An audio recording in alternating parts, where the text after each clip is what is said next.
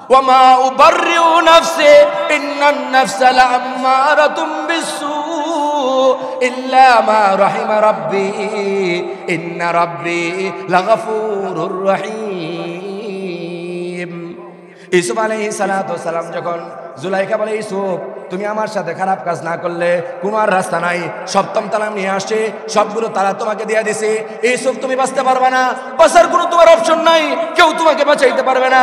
আজকের এই দিনে আমি লম্বা সময় ধরে টার্গেটে সাকসেসফুল করার জন্য আমার স্বামী আজিজে মিশর বিদেশে চলে গেছে, বাড়িতে কেউ নাই, চাকর বাকর সবাইকে ছুটি দিয়ে দিছি, আমার যে দাসী ছিল তাকেও বাড়িতে পাঠিয়ে দিছি, এখন সব তালার মধ্যে ডাবল তালা লাগাই দিছি, তুমি চাইলেও ভাগতে পারবে না। আজকের এই দিনে ইউসুফ তুমি তোমার আমার মনের খাহেসাতকে পুরা করো, আমার এই নফসানিহতকে পুরা করো, আমাকে তুমি শান্ত করে ফেলো। নাউজুবিল্লাহ কোন ইউসুফ আলাইহিস সালাম তো নবী হবেন, গুনাহ থেকে বাঁচাইবেন কে? এজন্য তিনার অন্তরে শুধু ভরসা ছিল কার উপর? গুনাহ থেকে বাঁচার জন্য ভরসা করতে হয় কার উপর? ইউসুফ আলাইহিস সালাম কান্না করে আর চিন্তা করতেছে, হায় হায় এই কঠিন অবস্থায় পড়ে গেলাম, আল্লাহ আপনি আমাকে মেহেরবানি করে এই অবস্থা থেকে উত্তোলন করেন। জুলাইখা সমস্ত কাজ কমপ্লিট করে ফেললো, আস্তে আস্তে জামা কাপড় সব ওপেন হওয়ার দিকে। এবার জুলাইখা বলেন, ইউসুফ সামনে আসো, সামনে আসো, আর আমার সহ্য হয় না, সহ্য হয় না, লম্বা সময় ধরে তোমার জন্য অপেক্ষা আমি, ইউসুফ আসো আসো আসো। ইউসুফ আলাইহিস সালাম আল্লাহর কাছে তখন বলে, আল্লাহ আমাকে আপনি বাঁচান, আমাকে আপনি বাঁচান। আল্লাহ বলেন, ইউসুফ তুমি শুধু চেষ্টা করো, তোমার পা গুলি দিয়ে সামনের দিকে দৌড়াও, তুমি শুধু সামনের দিকে বাঁচার জন্য চেষ্টা করো, এই তালা যা কিছু আছে সব কিছু খোলার দায়িত্ব কার? ওয়ামা উবাররিউ নাফসি ইন্নান নাফসা লাআম্মারাতুম বিসসু ইল্লা মা রাহিমা রাব্বি ইন্না রাব্বি লাগাফুরুর রহিম। ইউসুফ আলাইহিস সালাম চেষ্টা করছে, আল্লাহ বলেন, ইউসুফ তুমি দৌড়াও। ইউসুফ দৌড়ায় গেলেন, সঙ্গে সঙ্গে সমস্ত তালাগুলি খুলে গেল। আল্লাহ পাক কুদরত ব্যবহার করে ইউসুফ আলাইহিস সালামের ইজ্জত হেফাজত করে দিয়েছে। কুরআনুল কারীমে আল্লাহ পাক রব্বুল আলামিন এই বিষয়গুলি বারবার আলোচনা করেছেন।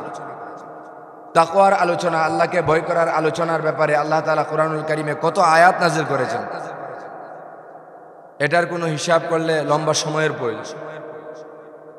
সাধারণত সালাত এবং যাকাতের আয়াত সম্পর্কে আমরা জানি 109 বা 82টি আয়াত, কিন্তু তাকওয়ার কথা আল্লাহ তাআলা গোটা কুরআনুল কারীমে পাড়ায় পাড়ায় পৃষ্ঠায় পৃষ্ঠায় তাকওয়া অর্জন করার কথা বলেছেন। আয়াতে আয়াতে আল্লাহ তাআলা বলেন, যদি তাকওয়া অর্জন করো লাভ কি হবে? যেমন এক আয়াতে আল্লাহ বলেন, ওয়া ইন্নাল্লাহা লা ইউহিব্বুল মুত্তাকিন, যদি তোমরা আমি আল্লাহ তাআলাকে ভয় করো, যদি আমাকে ভয় করে চলো, আমি না অবশ্যই তোমাদেরকে ভালোবাসবো। যদি আমাকে কি করো, ভয় করে চলো, আমাকে ভয় করে গুনাহ থেকে বাঁচো, তো আমি না তোমাদেরকে ভালোবাসবো। কে ভালোবাসবো বলেন? আল্লাহ বলেন গুনাহ থেকে বাঁচবা, তো গুনাহ থেকে বাঁচলে আমি আল্লাহ তোমাদেরকে ভালোবাসবো। আল্লাহ অন্য আয়াতে বলেন, ওয়া ইন্নাল্লাহা লামাআল মুত্তাকিন, যারা তাকওয়া অর্জন করে গুনাহ থেকে বেঁচে থাকে, আল্লাহ বলেন আমি আল্লাহ তোমাদের সাথে আছি। গুনাহ থেকে বাঁচতে সাথে থাকবেন কে? আল্লাহ আবার অন্য আয়াতে বলেন, ওয়া ইন্নাল্লাহা লামাআল মুহসিনিন,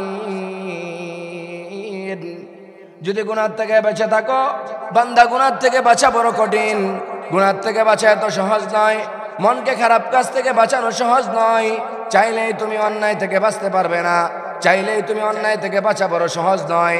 আমি আল্লাহর ভয় যাদের অন্তরে বিগলিত হয়, তারাই কেবল আমি আল্লাহ তাদেরকে গুনাহ থেকে বাঁচায় দেই। আল্লাহর ভয়ে যাদের অন্তর বিগলিত থাকে, সারাক্ষণ এই চিন্তা থাকে যে আমার রবের সামনে আমাকে উপস্থিত হতে হবে, আমার রবের সামনে আমাকে হিসাব দিতে হবে, আমার সামনে সাকরাতুল মাউত আছে, আমার সামনে কবরের জগৎ আছে, আমার সামনে হাসরের ময়দানের বিভীষিকাময়ের অবস্থা আছে। যে মুসলমানের সর্ব অবস্থায় এই চিন্তা এবং চেতনা থাকে, এই মুসলমান কি কখনো গুনাহ করতে পারে? এজন্য আল্লাহ বলেন, ওই মুসলমান হলো সফল কাম যে মুসলমান তাকওয়া অর্জন করতে পারে, অর্থাৎ গুনাহ থেকে বেঁচে থাকে আল্লাহর ভয়ে। কার ভয়ে বলেন? তাকওয়া কাকে বলে? সকল প্রকারের গুনাহ আল্লাহর ভয়ে ছেড়ে দেওয়া।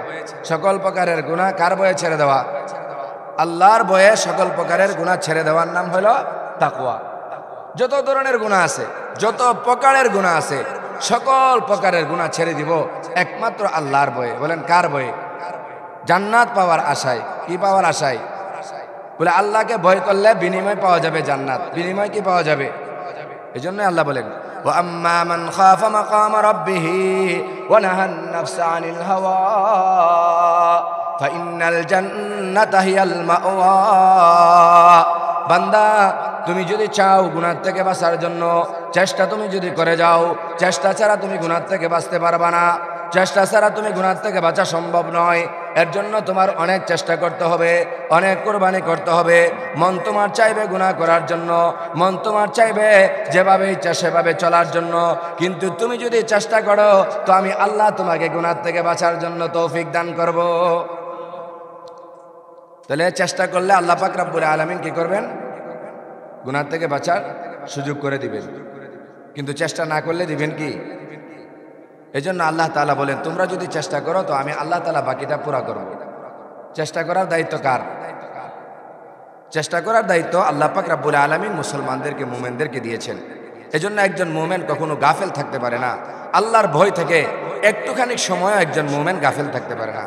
যে মুমিন আল্লাহর ভয় থেকে গাফেল হয়ে যায়, এই মুমিনই উল্টাপাল্টা কাজ করে ফেলে, গুনাহের কাজের মধ্যে লিপ্ত হয়ে যায়। কথা বলেন। এজন্য তাকওয়ার ট্রেনিং দেওয়ার জন্য আল্লাহ পাক রব্বুল আলামিন বিভিন্ন সময় দেন আমাদেরকে। প্রতিদিন আল্লাহ পাক রব্বুল আলামিন আমাদেরকে তাকওয়ার ট্রেনিং দেওয়ার জন্য 5 বার ডাকে। কয়বার? ফজরের সময় থেকে শুরু করে আসা পর্যন্ত 5 বার ডাকে আল্লাহ আমাদেরকে। বান্দা, তুমি আমাকে ভুলে গেছো, সারা রাত ঘুমায়া বিভোর ছিলা, এখন আমি আল্লাহ তোমাকে ডাকতেছি। সারা রাত ঘুমাইছো, অসুবিধা নাই। ফজরের আজানে মুয়াজ্জিন এখন বলেছে হাইয়া আলাস সালাহ, হাইয়া আলাল ফালাহ, আস-সালাতু খায়রুম মিনান নাওম। বান্দা, এখন আর ঘুমায়ো না, শীত লাগবে, কষ্ট হবে, উযু করতে কষ্ট হবে। বান্দা, যদি তুমি আমি আল্লাহকে ভয় করে নামাজে আসো, এত কষ্ট স্বীকার করো, এই জন্যই তো বিনিময়ে আমি আল্লাহ তোমাদেরকে জান্নাত দিব বলেছি। প্রতিদিন ডাকে কয়বার? সপ্তাহে ডাকে কয়বার? একবার। সপ্তাহে ডাকে কয়বার? গরিবের হজ্জের দিন জুমাকে বলা হয়েছে, বলে জুমার দিন আসবা, বয়ান শুনবা, খুতবা শুনবা, নামাজ পড়বা, আমি আল্লাহ 1 সপ্তাহের যত সগীরা গুনাহ আছে সগীরা গুনাহগুলি মাফ করে দিব। আল্লাহ বলেন এভাবে তাকওয়া ট্রেনিং সেন্টারে তোমাদেরকে ভর্তি করাই। করতে করতে প্রতি বছর শেষ হয়ে যায়, তুমি গাফলতের চাদর তোমার আর খুলে না, তুমি পাপ থেকে ফিরতে পারো না। এজন্য আমি আল্লাহ তাআলা তোমাকে 11 মাস পরে একটা মাস তাকওয়ার মাস ঘোষণা করি। 1 মাস সামনে আমাদের আসতেছে রমাদান, তাকওয়া ট্রেনিং সেন্টার নিয়ে 1 মাসের এই শিক্ষা। আল্লাহ বলেন বান্দারে 11 মাস অনেক গাফলতি করছো, চাইলে তুমি নামাজ পড়তে পারতা, করো নাই। ইচ্ছা করলে ভালো কাজ করতে পারতা, করো নাই। ইচ্ছে করলে আমার সাথে গভীর সম্পর্ক মেলা বন্ধন করতে পারতা, করো নাই। কিন্তু বান্দা, এত অপরাধ করছো, এত বেশি সম্পর্কটা আমার সাথে তোমার নষ্ট হয়েছে। এই সম্পর্কটাকে জুড়ে দেওয়ার জন্য 5 ওয়াক্ত ডাকতাম, প্রতি জুমাবারে ডাকতাম। 11 মাস আমি তোমাকে ডাকছি, তুমি আমার ডাকে সাড়া দাও নাই। এখন একটা মাস তোমাকে রমজান দিছি, এই মাসটাতেও যদি তুমি আমাকে মহব্বত করে ভালোবেসে দিনের বেলা রোজা রাখো, রাতের বেলা তারাবির নামাজ পড়ো, এইভাবে রমজানকে দামি বানাও, তাহলেও আশা করা যায় আমি আল্লাহ তোমাদেরকে মাফ করে দিব। আল্লাহ বিভিন্ন সময়ে বিভিন্নভাবে আমাদেরকে ডাকেন, কিন্তু আমরা আল্লাহ তাআলার তাকওয়া ট্রেনিং সেন্টারে ভর্তি হতে চাই না। আমরা না জানে কেমন যেন মনে হয় আমাদের এমন একটা গাফলতের চাদর পরে আছে, এই দুনিয়াই আমাদের শেষ। দুনিয়া আমাদেরকে এমনভাবে ধরছে, এই দুনিয়া থেকে মনে হয় আমরা যাব না। দুনিয়া এমনভাবে টার্গেট ফিউচার আমরা বানাইছি, আমাদের আজকে বাড়িঘর তো আপডেট হয়েছে, আমাদের বাথরুম টয়লেটগুলি এতটা আপডেট হয়েছে, কিন্তু আমাদের মন মানসিকতা আমাদের ইসলামের প্রতি আসার জন্য এতটা আপডেট হয় নাই, উদার হয় নাই। কথা বলেন। দুনিয়ার বিল্ডিং বানানোর জন্য প্রতিযোগিতা চলে, নামাজে আসার জন্য কোনো প্রতিযোগিতা মুসলমানদের নাই। মুসলমানদের ইউনিভার্সিটিগুলির মধ্যে, মুসলমানদের স্কুল কলেজের মধ্যে বিভিন্ন প্রতিযোগিতা হয়, প্রতিযোগিতার মাধ্যমে দুনিয়ার বিভিন্ন বিষয় শেখানো হয়। কিন্তু একটা মাত্র শিক্ষা, মাদ্রাসার শিক্ষার মধ্যে এখনো আলহামদুলিল্লাহ নামাজ, রোজার ট্রেনিং, জানাজার ট্রেনিং এগুলা দেওয়া হয় কিনা বলেন? কেননা মাদ্রাসাগুলি এখনো তাকওয়ার ট্রেনিং সেন্টার। সুবহানাল্লাহ কন্যা। একমাত্র সারা পৃথিবীতে যত শিক্ষা প্রতিষ্ঠান আছে সকল শিক্ষা প্রতিষ্ঠানের মধ্যে পড়ে কেউ ঈমান ও আমলের শতভাগ হেফাজত করতে পারবে না। একমাত্র একটা মাত্র প্রতিষ্ঠান এখন পৃথিবীতে বাকি আছে, মাদ্রাসা। যেই মাদ্রাসায় পড়লে 100% তাকওয়া অর্জন করা যায়। এজন্য ভাই দোস্ত, আমরা তাকওয়ার ট্রেনিং সেন্টারে ভর্তি হতে হবে, গুনাহ থেকে বাঁচতে হবে সর্বদাই আল্লাহর ভয়ে। বলেন কার ভয়ে? বলে আল্লাহর ভয়ে। যদি গুনাহ থেকে বাঁচি লাভ কি? আল্লাহ তাআলা আবার অন্য আয়াতে কারিমায় আল্লাহ বলেন, ওয়া আম্মা মান মাকামা রাব্বিহি জান্নাতান। বান্দা, যদি তুমি গুনাহ থেকে বাঁচো, যদি তুমি আমি আল্লাহকে ভয় করে চলো, আমার ভয় যদি তোমার অন্তরে বিগলিত হয়, সারাক্ষণ যদি আমার ভয় তোমার অন্তরে থাকে, শোনো আমি আল্লাহ তোমাকে 2টা জান্নাত দিব। সুবহানাল্লাহ কইতেন না? জান্নাত কয়টা দিব বলেন? ওয়া আম্মা মান মাকামা রাব্বিহি জান্নাতান। আমি আল্লাহ তোমাদেরকে 2টা জান্নাত দিব। জীবনে মনে প্রথম শুনছেন 2টা জান্নাত কেমনে? বলে একটা জান্নাত হলো দুনিয়ায়, আরেকটা হলো আখিরাতে। সারা জীবন শুনছেন জান্নাত তো দুনিয়ায় পাওয়া যায় না। কোথায় পাওয়া যায়? মরার পরে, ইন্তেকালের পরে, হাসর নাসর কায়েম হওয়ার পরে, হিসাবের মাঠ কাজের কমপ্লিট হওয়ার পরে জান্নাতে যাওয়া লাগবে। কথা বলেন। কিন্তু এখানে আল্লাহ বলতেছেন জান্নাতান, আমি আল্লাহ 2টা জান্নাত দিব। মোল্লা আলী কারি রহমাতুল্লাহ আলাইহি এই আয়াতের ব্যাখ্যায় লিখেছেন 2টা জান্নাত দ্বারা উদ্দেশ্য হলো আল্লাহ এক জান্নাতের কথা বলতেছেন, জান্নাতুম ফিদ দুনিয়া ও জান্নাতুম ফিল উকবা। আমি আল্লাহ তোমাদেরকে একটা দুনিয়াতেও জান্নাত দিব, আর একটা তোমাদেরকে পরকালীন জীবনে জান্নাত দিব। সুবহানাল্লাহ কোন? দুনিয়াতে জান্নাত দেওয়ার অর্থ হলো বান্দা, তোমাকে ইবাদতের মধ্যে মজা দেওয়া হবে। ইবাদত তুমি যদি তাকওয়া অর্জন করো, তুমি যদি গুনাহ থেকে বাঁচার চেষ্টা করো, গুনাহ থেকে বাইচা থাকো, তো আল্লাহ তাআলা তোমার ইবাদতের মধ্যে মজা দান করবে। শুধু ফরজ নামাজ পড়বা এমন নয়, নফল নামাজ পড়বা, লম্বা সময় দাঁড়িয়ে থাকবা, দেখবা যে তোমার কোথায় থেকে সময় চলে গেছে। ইবাদত করতেই তোমার মন চাইবে, তাহাজ্জুদ পড়তে তোমার মন চাইবে, ভালো কাজ করতে মন চাইবে, মানুষকে ইসলামের পথে দাওয়াত দিতে মন চাইবে, সব সময় তোমার ভালো কাজ করতে মন চাইবে। ইবাদতের মধ্যে অল্প ইবাদত করবা কিন্তু মজা অনুভূত হবে। তাহলে দুনিয়াতে জান্নাত হলে ইবাদতের মধ্যে মজা পাওয়া। কি পাওয়া বলেন? ইবাদতের মধ্যে মজা পাওয়া, এটা হলো দুনিয়ার জান্নাত। সুবহানাল্লাহ কোন? আর যে মুসলমান ইবাদতের মধ্যে মজা পাওয়া যায়, এই মুসলমান কখনো গুনাহ করে না। এই মুসলমান কি করে না? গুনাহ করে না।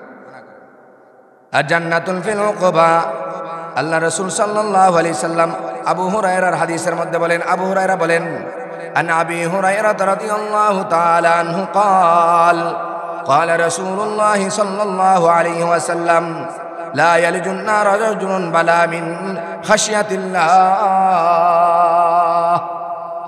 আবু হুরায়রা বলেন, ইয়া রাসূলুল্লাহ, আমাদের মধ্যে সবচেয়ে উত্তম ব্যক্তি কে?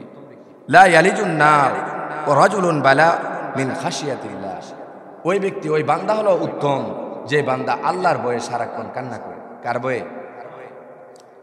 তাহলে বোঝা গেল ওই বান্দা হলো আল্লাহর কাছে বড় পারফেক্ট, বড় দামি বান্দা।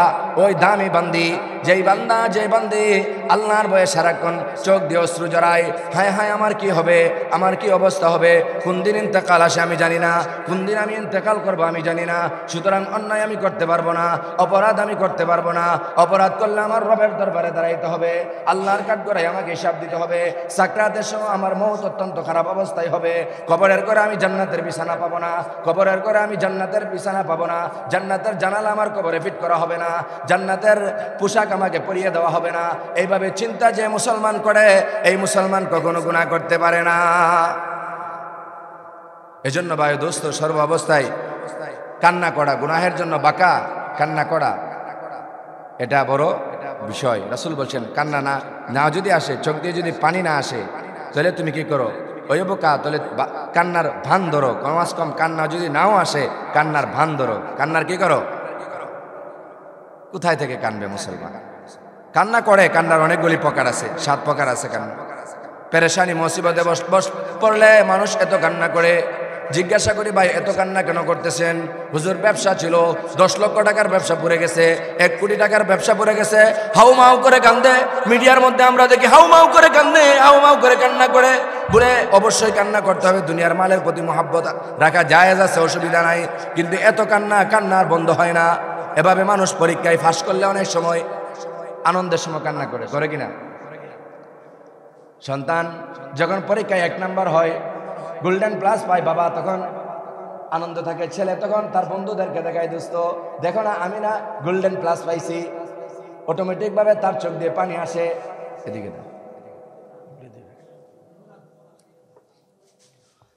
তাহলে দুনিয়াতে অনেক সময় মানুষ সুখের কান্নাও আসে, সুখের কান্নাও আসে। সুখের কান্না নয়, মুসিবতের কান্না নয়, ইন্তেকালের সময় মানুষের স্বাভাবিকভাবে আত্মীয় স্বজন মারা গেলে কান্না করে, কান্না করতে হবে, কিন্তু এই কান্না করার কথা আল্লাহ বলে নাই। আল্লাহ বলেন বান্দা তুমি আমি আল্লাহকে ভয় করে কান্না করবা সারাক্ষণ। আমি আল্লাহর জান্নাতের পাওয়ার আশায় জাহান্নাম থেকে বাঁচার জন্য। কিসের থেকে বাঁচার জন্য? আর জোরে বলেন, জাহান্নাম থেকে বাঁচার জন্য এই ভয়ে কান্না করা। এই ভয়ে কি করা? এই ভয়ে সাহাবায়ে কেরাম কান্না করতেন। হযরতে রাসূল করিম সাল্লাল্লাহু আলাইহি সাল্লামের মুয়াজ্জিন হযরতে বেলাল কেন কান্না করতেন দেখেন। নবীজির দুনিয়া থেকে ওফাত হয়ে গেছে, বেলালকে বলা হলো আজান দাও। বেলাল বলে ভাই আমি আর আজান দিতে পারবো না, যেই নবীর পিছনে এতদিন নামাজ পড়তাম, আমি নবীর পিছনে দাঁড়াইয়া ইকামত বলতাম, সেই নবী তো আর দুনিয়াতে নাই, আমি আর আজান দেওয়া আমার পক্ষে সম্ভব নয়, আজান আর আমি দিতে পারবো না, আজান আমাকে দিয়ে আর হবে না। সাহাবায়ে কেরাম জোরাজুরি করছে, আমি মদিনায় আর থাকবো না। শেষ পর্যন্ত হিজরত করে মদিনা থেকে দূরে চলে গেছে। বেলাল হাফসি আর মদিনায় ছিলেন না। লম্বা সময় পরে হযরতে উমরে ফারুক রাদিয়াল্লাহু তাআলা আনহু চিঠি লিখছেন, বেলাল লম্বা সময় হয়ে গেল আপনাকে দেখি না, যদি আপনি আমার পত্র পান একদিন মদিনায় আসবেন। হযরতে বেলাল হাফসি একদিন আসলেন। হযরতে বেলালকে উমরে ফারুক বললেন, লম্বা সময় ধরে মদিনার মসজিদে আপনার আজান হয় না, যদি একবার আজান দিতেন, আপনার আজান শুনতে খুব মনে চায়। বেলাল বলে, যেই দুনিয়ায় আমার নবী নাই সেই দুনিয়ায় আমার আজান চলবে না।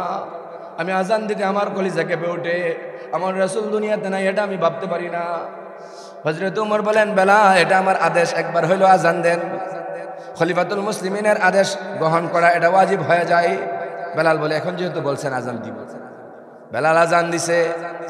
বেলাল হাফসি চলে গেছে। আবারও কিছুদিন পরে লম্বা সময় ধরে মদিনায় আর আসে না। একদিন হঠাৎ করে ঘুমের করে স্বপ্নে দেখলেন নবীজিকে। নবীজি বলছেন, বেলাল এত লম্বা সময় ভুলে আমাকে থাকছো, তোমার কি মনে চায় না মদিনা আসার জন্য? স্বপ্ন ভাঙছে, রাতের বেলায় স্ত্রীকে নিয়ে রওনা হয়ে গেছে মদিনার দিকে। বেলাল হাফসি স্ত্রীকে নিয়ে মদিনায় আসছে। আসার পরে সাহাবায়ে কেরামের সব জামাত বেলাল হাফসিকে আপ্যায়ন করতেছে, বলতেছে, বেলাল কিছুদিন আগে তো একবার আইসা আজান দিছিলেন, আজকে আরেকবার একটা আজান দেন না। বেলাল বলে, না আজান দিতে পারবো না। সবাই রিকোয়েস্ট করছে। শেষ পর্যন্ত বেলাল যখন আজান দেওয়া শুরু করে দিলেন, সাহাবায়ে কেরামের অলিগলিতে সব জায়গার মধ্যে বেলালের কণ্ঠ শুনে গেছে। নারী পুরুষ সবাই দৌড়াইয়া আসছে। সবার কি কান্না, বেলালের আজান শুনে মসজিদের মধ্যে নারীরা পর্দার সামনে এসে দাঁড়ায়। বেলাল আসছে, কি আজান দিল, যে আজানের কারণে আমাদের অন্তর বিগলিত হয়ে গেছে। মনে হয় ছোট বাচ্চারা বলতেছে, বেলাল তো আসছে। আম্মা বলেন না, মুহাম্মদের এত কথা শুনি, মুহাম্মদ সাল্লাল্লাহু আলাইহি সাল্লামের এত আদর্শের গুণ আমাদেরকে শোনান, নবীও কি আসবে নাকি? বাচ্চারা বলে। সবাই কান্না করে আর কান্না করে।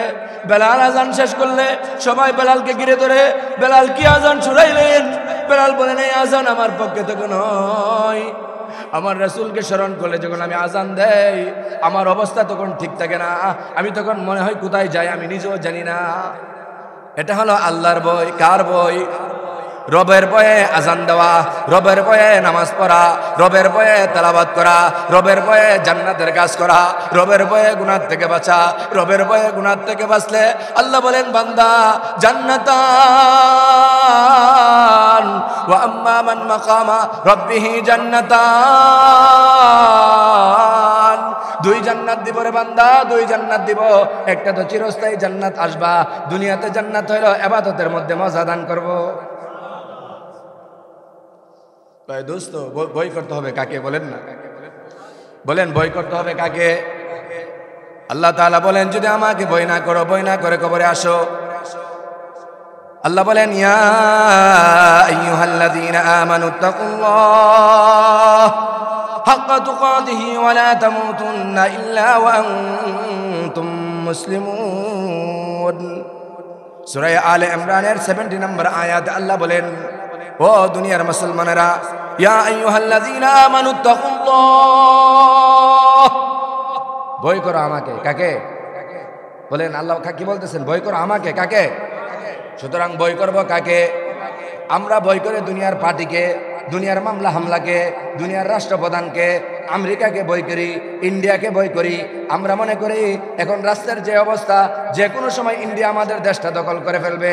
চাষটলে অনেক মানুষ এই আড্ডা দেয় কিনা বলেন? বুকার স্বর্গে বাস করে।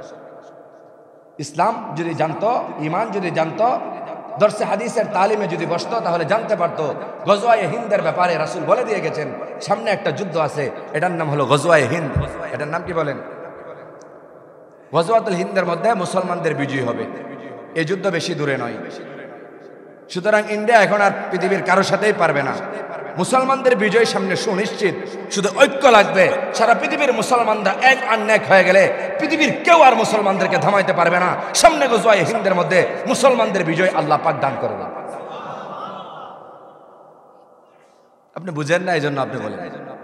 যদি কোরআন এবং সুন্নাহ আপনি আঁকড়িয়ে ধরতেন, বুঝতেন, চেষ্টা করতেন বুঝার জন্য, দর্শে হাদিসের ক্লাসে বসতেন, তাহলে মুসলমানদের সফলতার চিন্তা করতেন। আমাদেরকে কোনো রাষ্ট্র মন্ত্রতন্ত্র মুসলমানদেরকে নামাইতে পারে না। সাহাবায়ে কেরামদেরকে কেউ কোনো কিছু করতে পারে নাই। কেননা সাহাবায়ে কেরাম ঠিক দাঁড়িয়েছিলেন আল্লাহ পাক রব্বুল আলামিনের শতভাগ তাকওয়ার উপরে। সুবহানাল্লাহ কোন রাষ্ট্র থেকে রাষ্ট্র, রাষ্ট্র থেকে রাষ্ট্র মুসলমানদের দখলে আসছে। এক রাষ্ট্র থেকে আরেক রাষ্ট্র, এক রাষ্ট্র থেকে আরেক রাষ্ট্র, শুধু দিন দিন মুসলমানদের প্রচার প্রসার বাড়তেছিল। কেননা সাহাবায়ে কেরাম একমাত্র আল্লাহকে ভয় করত। কাকে বলেন? এই জন্য আল্লাহ পাক রব্বুল আলামিনকে যদি কেউ ভয় করে, তো আল্লাহ তাআলা বিজয় মুসলমানদেরকে দিবেন।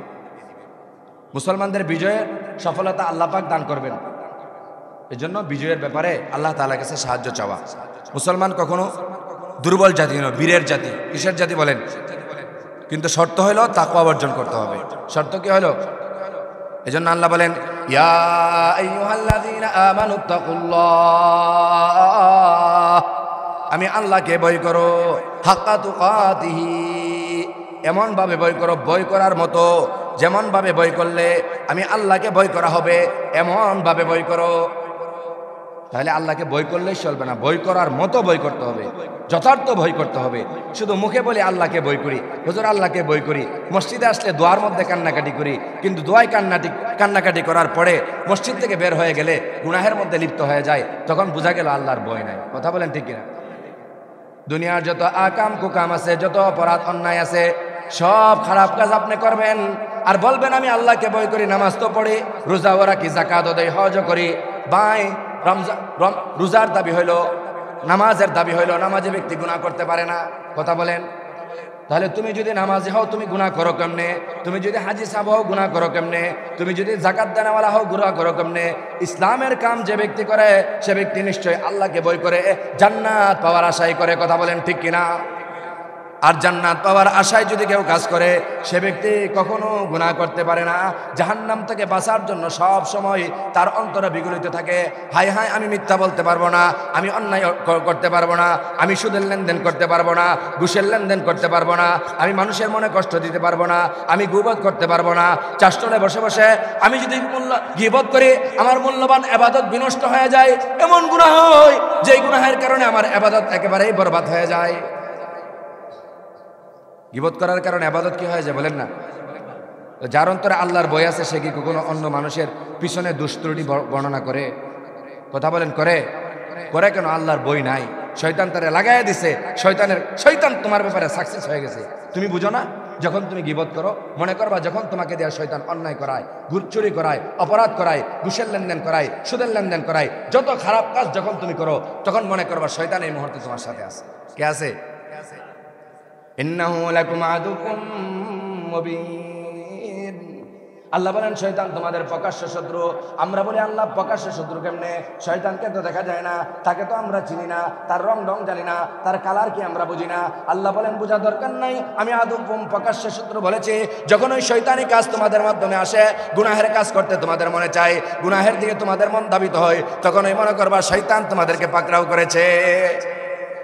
তখন কে পাকড়াও করে? তো শয়তান পাকড়াও করলে মেডিসিন আসেনি? কি মেডিসিন? আল্লাহ বলেন শয়তান যদি তোমাদেরকে পাকড়াও করে সব সময়, তখন আল্লাহর ভয় অন্তরে নিয়ে আসবা, হায় হায় ইস্তেগফার পড়বা, তওবা করবা। তওবার ইস্তেগফার নামক মেডিসিন যদি তুমি সঙ্গে সঙ্গে গ্রহণ করো, দৌড়াইয়া এসে উযু করে ফেলো আর নামাজের মুসাল্লায় দাঁড়িয়ে যাও, আল্লাহর কাছে গুনাহ থেকে পানাহ চাও, আর গুনাহ যদি হয়ে থাকে তওবা করে ফেলো, পানাহ চাও। আল্লাহ বলেন গুনাহ হয়ে গেলে আত্তাইবু মিনাদ যামবি কামা লা যামবালা, গুনাহ হয়ে যাওয়ার পরে যে বান্দা আল্লাহর কাছে মাফ চায়, যে বান্দা আল্লাহর কাছে ক্ষমা চায়, খালেস তওবা করে ফেলে, সে যেন গুনাহই করলো না।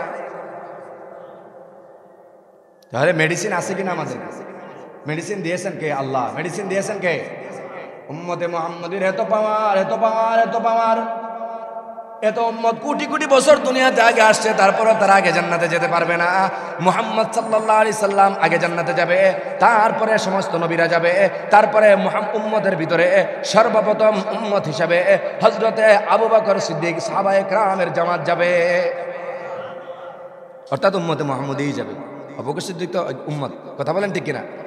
যদিও তিনি সাহাবী, তিনাদের মর্যাদা বেশি, কিন্তু তিনি উম্মত।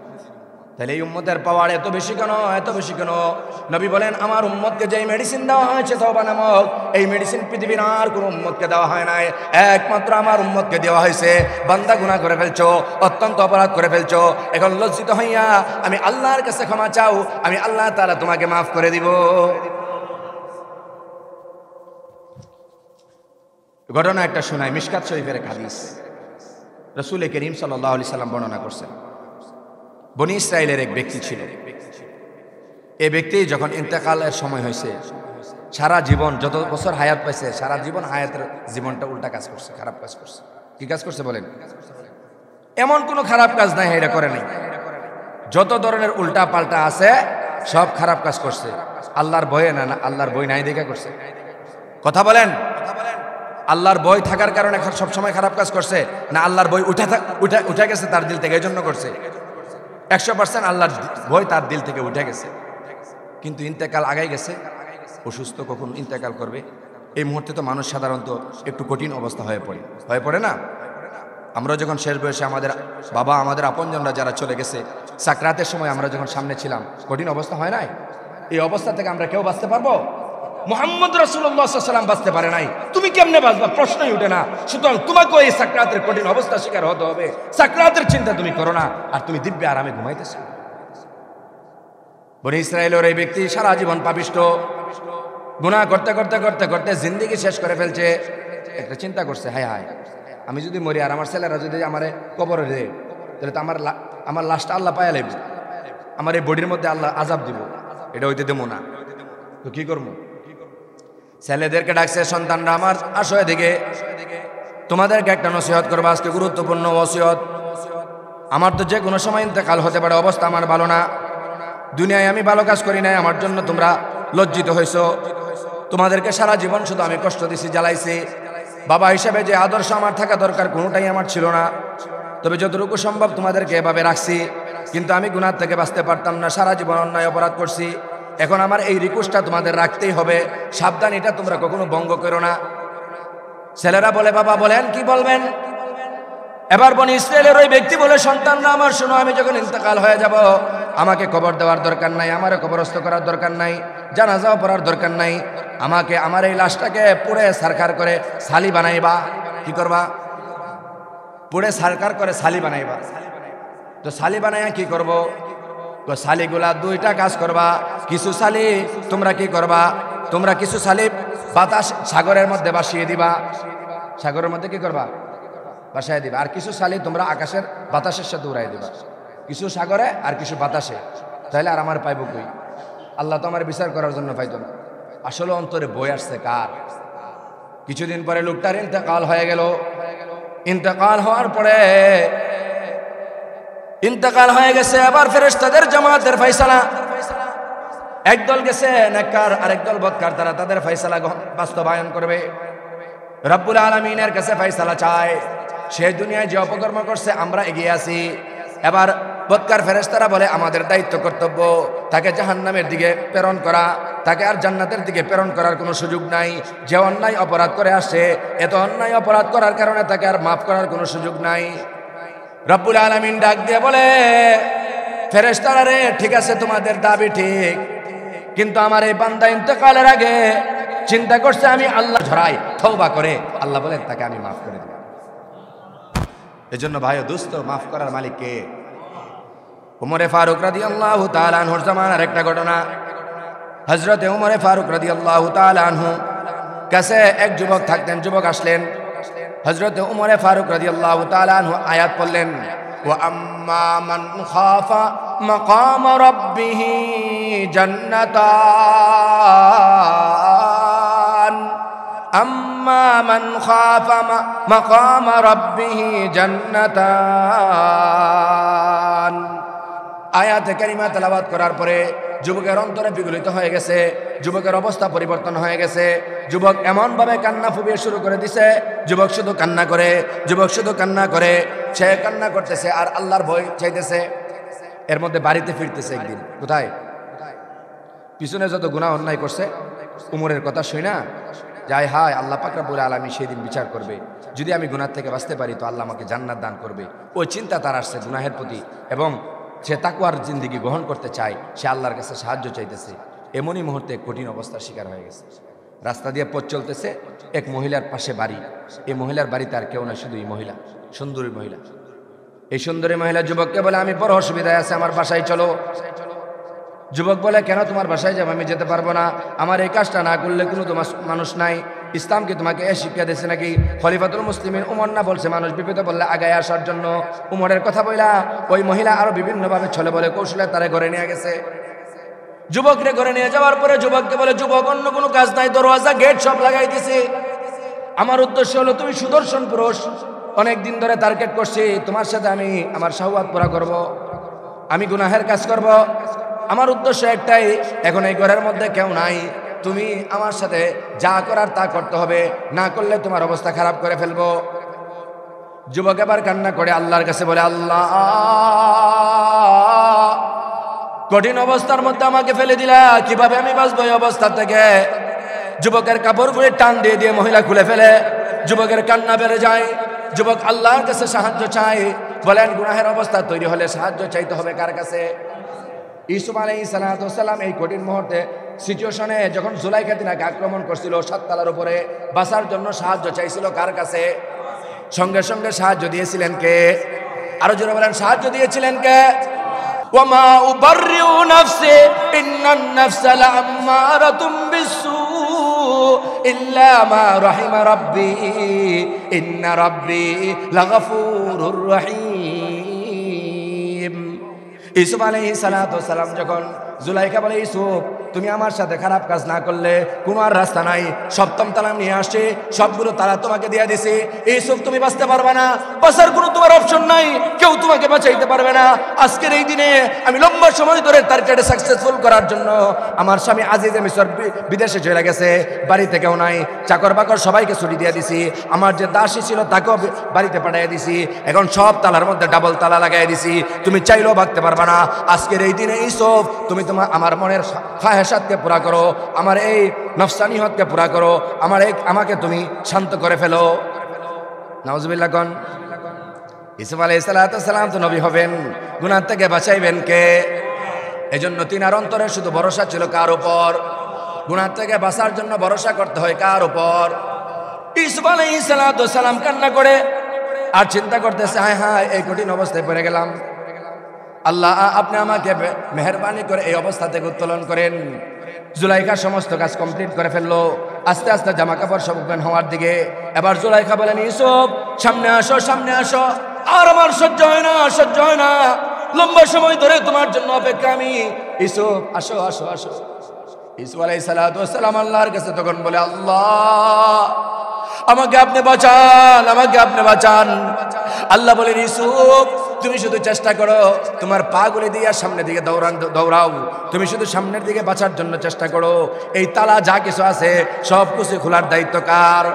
ওয়ামা উবাররিউ নাফসি ইন্নান নাফসা লাআম্মারাতুম বিসসু ইল্লা মা রাহিমা রাব্বি ইন্না রাব্বি লাগাফুরুর রহিম। ইউসুফ আলাইহিস সালাম চেষ্টা করছে, আল্লাহ বলেন ইউসুফ তুমি দৌড়াও। ইউসুফ দৌড়ায় গেলেন, সঙ্গে সঙ্গে সমস্ত তালাগুলি খুলে গেল। আল্লাহ পাক কুদরত ব্যবহার করে ইউসুফ আলাইহিস সালামের ইজ্জত হেফাজত করে দিয়েছে।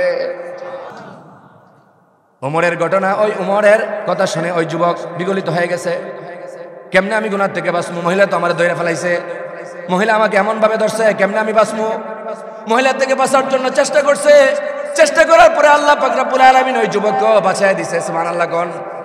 কিন্তু যুবকের অন্তরে অনেক বড় অনুশোচনা, পিছনের জীবনের জন্য গুনাহ। আজকেও আবার অ্যাটাক হয়েছে। একটা সময় রাতের বেলা এই যুবক হার্ট অ্যাটাক করে ইন্তেকাল করে ফেলেছে, যুবক মারা গেছে। যুবক ইন্তেকাল করার পরে উমরে ফারুক ফজরের সময় থেকে ওই যুবক নাই। সে তো নিয়মিত মুসল্লি, 5 ওয়াক্ত নামাজে আসে। যুবকের ব্যাপারে সন্ধান লাগায় দেখে যুবক দুনিয়াতে নাই, ইন্তেকাল করেছে। উমরে ফারুক রাদিয়াল্লাহু তাআলা আনহু তার জানাজায় গেলেন। উমরে ফারুক বললেন এই যুবক কিভাবে মারা গেল? তার মা বলেন বাসায় আসলো, আসার পরে শুধু হাঁপাইতেছে, হাই হাই আমার কি হবে, হাই হাই আমার কি হবে, এই কঠিন অবস্থা আল্লাহ আমাকে মাফ করবে কিনা। এই অবস্থার ভিতরেই তার প্রাণখানি দুনিয়া থেকে বিদায় হয়েছে। এভাবে সে দুনিয়া থেকে চলে গেছে। হযরত উমর বলেন এই যুবক যে আমার কথা শুনে, আল্লাহর কোরআনের আয়াতের কথা শুনে গুনাহ থেকে বাঁচার চেষ্টা করছে, আল্লাহ তাকে মাফ করে দিয়েছে এমন নয়। আমি তার কবর থেকে কবরস্থ করার পরে হযরত উমর সাথী সঙ্গীদেরকে বলে আমি তার কবর থেকে জান্নাতের ঘ্রাণ পাইতেছি। এজন্য গুনাহ থেকে বাঁচলে বিনিময় কে দিবেন? আরো জোরে বলেন, বিনিময় কে দান করবেন?